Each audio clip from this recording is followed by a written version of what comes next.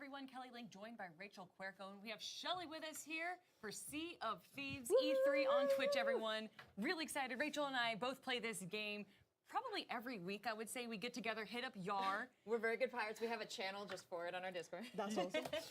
So we're going to be talking about the 2 expansions that are coming out, as well as the weekly content. So let's talk a little bit about the first expansion that we saw, which I believe was the Ghost Ship.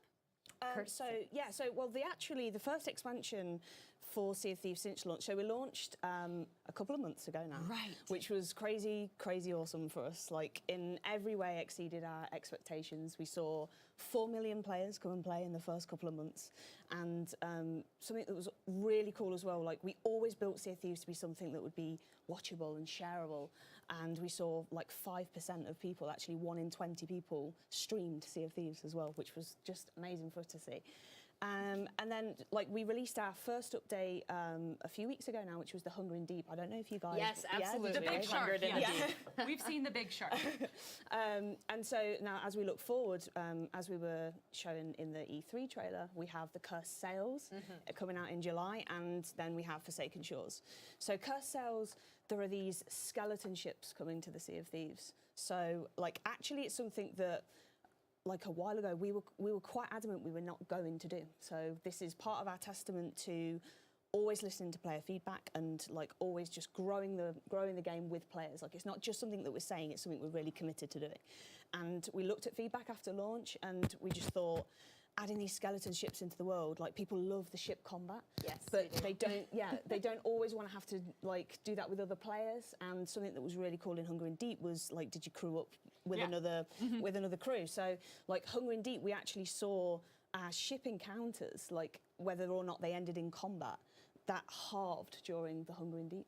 So, like, the Sea of Thieves became twice as friendly, like, during that. Well, you know what was really cool is even before you guys released this content, the players are kind of making the game their own. There was a time where we were on a sloop and partied up with, like, 2 other sloops to take down the Skull Keep over another galleon. Yeah. It's really cool how players are kind of molding the game along with you all. Absolutely. Like, it's always been our intention, is something that we just want to keep growing. Like, obviously, you have the skeleton forts in there that encourage, like, if you want to, you can go in and cooperate together. Hunger in Deep, that was something that we tried, and it was a little bit risky because the only way you could summon the Megalodon was to have 5 players, and the maximum crew size is 4, so you needed to find another crew. So we tried that, and it just went down like so well. People just loved it, and like I loved it. Like we all went in and played the Hunger in Deep. Like we all play it online. Like when the releases come out, play it with strangers, see what's going on, and turning up to Sharkbait Cove and seeing all those like ships just waiting there, and people getting the speaking trumpet out saying, "Hey, do you want to come and fight the Megalodon with us?" That was such a cool piece of content. It was just super cool. It's just like, yeah, the speaking, what was it called Speaking again? trumpet. If you guys don't know, it allows you to actually speak to other players farther away, kind of collect them together. Yeah. Are there going to be new items like that in the game that we're going to see? Yeah, absolutely. So with Hunger in Deep, you had like the Megalodon, which was like the AI threat, and then you had these tools, which were the flag system, you had the speaking trumpet, and you had the drum. So each release that we do there'll be multiple things in there. So as we move forward, like we're always going to be enriching every area of the game, and one of those tools, like as we look forward to Forsaken Shores, is the rowboat. So yes, tell me about the rowboat because I was so excited to see it. So probably if I explain a little bit about Forsaken Shores, like first, and kind of why it fits into that world. So in Forsaken Shores, you have the 3 areas of Sea of Thieves that you sail and that you know at the moment, but they're all they all feel different. They've got a different vibe, but they're all the same difficulty. So what we wanted to do was introduce an area that was a lot more difficult. That was kind of like you could opt in as a crew. You will never start there, but you can say, I think we'll head into and it's called the Devil's Roar, like it's the new area, and you'll be able to sail in, and like the islands are the threat. So you've got like AI threats in the world, like the Megalodon, and you've got the skeleton ships that are coming in with cursed sails. But then in Forsaken Shores, it's the island itself that's turning against you. So you might step foot ashore with your treasure map and you're like, everything's fine, like we're gonna go over there, we'll find the X. And then you'll feel like a tremor and you'll be like, so it's worse than snakes, and it's worse than skeletons at their own manned cannons. And then you look up at like the volcano and you might see like black smoke starts pluming out, and you're like, I don't know if we've got time. And you're never quite going to know when this stuff's going to happen, how much time you're going to have. So it's random, just like a skull fort. It's emergent. The island is alive, and we want it to feel unpredictable and alive. There are little signs, like you'll feel some tremors, but the tremors might come and go, and like everything might be fine. But then if the volcano explodes, hot lava spews out. You have the debris like really hot, massive rocks falling down. They can destroy your ship. They can like hurt the player. So obviously the rowboat, like coming in with Forsaken Shores, you're a smaller target, so you might anchor down further Full away space. and then like row in. But with all of these things that we're adding, they come in with these content updates, but then they are just in the world. So after the Hunger in Deep, the Megalodon will just, he will appear, she will appear randomly. Megan. Or Megan, yeah. Or you might also like be kind of sailing along and just see the fin emerge, which is like super scary as well. And like, do we leave her alone, like, or do we attack first? Like, what's the best thing to do? And when the skeleton ships come in as well, like, we'll introduce that with a campaign. We'll do something special around that, like we did for Hunger in Deep. But then once that time has passed, the skeleton ships will just be another feature that's in the world.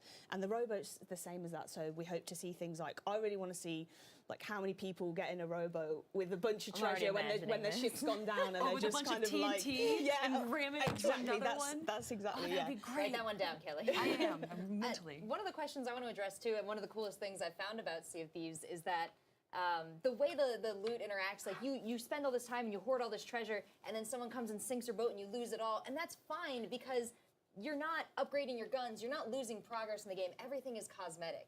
And then when you reintroduce, you introduce new items like the drum or the far horn, it's free. You just have to unlock it in the game. So I think it's so incredible how you are expanding this universe with your game base in mind. Yeah, exactly. I mean, for us, we never wanted to do kind of power progression in Sea of Thieves because a big part of our mantra is bringing players together, and that's something that's blown us away. We've seen people saying, I've been playing this with my husband or my wife who doesn't normally play games, or my kids, and it's brought players who don't normally play together, they're able to play together.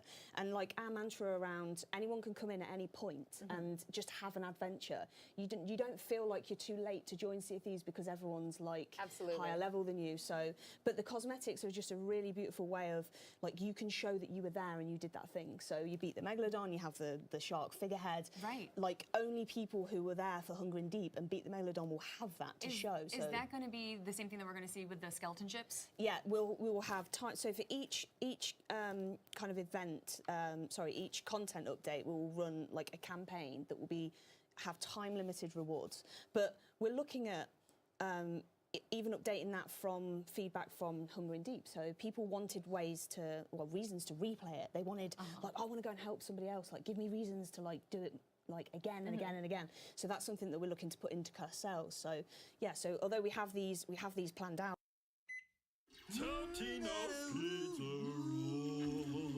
That was beautiful, man. Like some of the nuances of that will grow with our audience as we have been all the way through it. Now, Rachel, you did say that you don't lose anything, it's only a static progression, but I kind of want to be a pirate legend. How is that still working in these expansions that we're seeing? Is it still getting all 3 level 50s? You're going to be a pirate legend. Is there anything new for the pirate legend? So we are looking at ways to enrich the game for everybody, including pirate legends, but in the short term as well, like we are introducing Bilge Rat Adventures, and the first one will go live this week.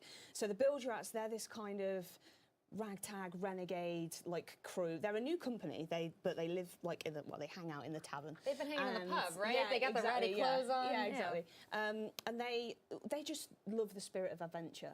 So they're gonna have these time-limited kind of events that they'll run, these adventures. And the first one we're releasing this week, and that's a Skeleton Thrones event. That's probably gonna run for about 2 weeks. Again, like we want to find the right amount of time that it feels like people have had enough time, but that the time-limited kind of cosmetics are meaningful to the people who were there.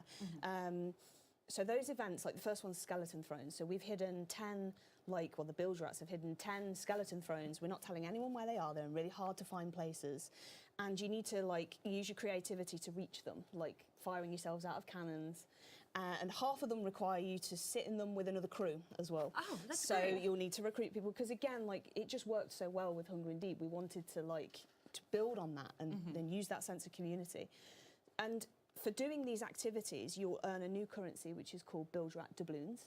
And the Bilge Rats will offer you time-limited cosmetics. So there's some Bone Crusher cosmetics, really cool skeleton-themed cosmetics for the Skeleton Thrones. So for the amount of time that Skeleton Thrones runs, there will be some cosmetics that the Bilge Rats will offer. And then when they move on to offer you the next adventure, there'll be some more new cosmetics in there. So if you've got those cosmetics or you've earned those titles, people know you were there and you did that event. Yes, absolutely. But to answer your question about Pirate Legend, the build your act doubloons, you don't have to use them for the cosmetics. You can also buy letters of recommendation for each of the companies. So these are basically, they'll whisper in their ears for you and get you some reputation with either the Gold Hoarders, the Order of Souls, or the Merchant Alliance. I'm not a big fan of the Merchant Alliance. That's the one that I'm the lowest level on. Right, so you can buy a letter of recommendation and they'll essentially bribe them for you and just get you some reputation, which is our form of XP.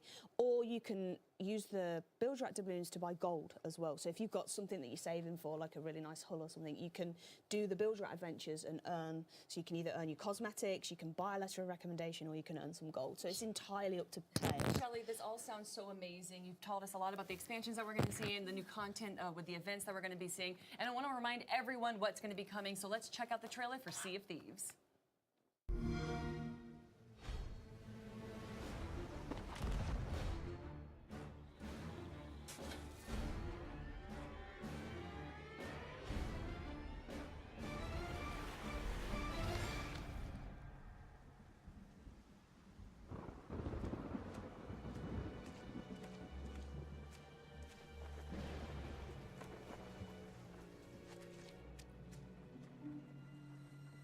You needn't cower in the doorway. I actually like meeting new people. Besides, the conversation with my friend here has reached a bit of an impasse. I think he just needs a moment to cool off. Now, I sense that you brought me something to inspect. Show me. Oh.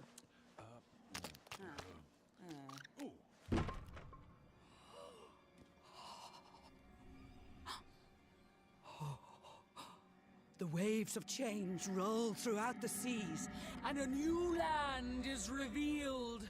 The Forsaken Shores. A place of darkness, where fire and ash consume all. And from the depths, skeleton crews will rise to curse the seas. An ancient evil set loose upon the Sea of Thieves. You have delivered unto me a portent of doom most terrible. Oh! You just wanted to know how much it was worth, didn't you? Fine, I'll give you 10 for it.